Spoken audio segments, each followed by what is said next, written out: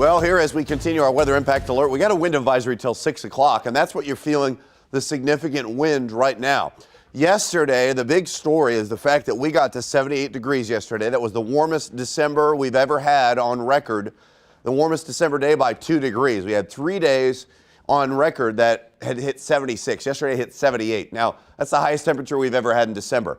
So far, we've had a 16-degree low. You do the math, that's a pretty significant drop.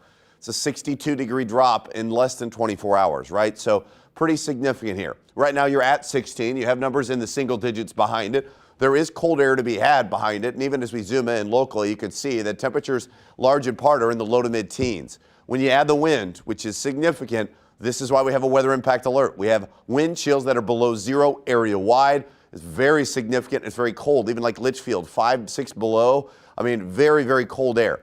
This is what's going to grab your attention right away. The wind is not going to settle down. I know we only have a wind advisory for the next hour or so, but I want to prepare you for what it's going to feel like the rest of the day. Even as the wind settles down behind no more 40 to 50 mile an hour gusts, I think we're going to continue to see, pretty significant differences here throughout the afternoon. It's still very cold by midday. It feels like it's less than 10. I think at least in the afternoon it becomes more manageable where it feels like it's 15 to 20. We can handle that. That's, I wouldn't say a normal December, January type feel, but that's at least something that we're a little more used to. But the shock to the system is there. The strong cold front that's moved through this morning, as gusty winds and wind chills near zero are going to be had at least for the first part of the morning. So that's one of the reasons for our weather impact alert now. That should wane the rest of the day.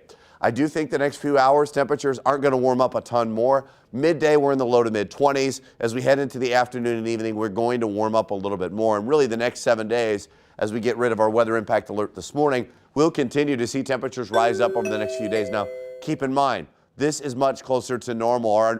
Our average high this time of the year, low 40s, you're going to see that pretty consistently. So we don't dive into the Arctic air, even though it really feels like it with the significant drop. That's how warm we really were, as our temperatures continue to battle between the upper 30s and low 40s the next few days.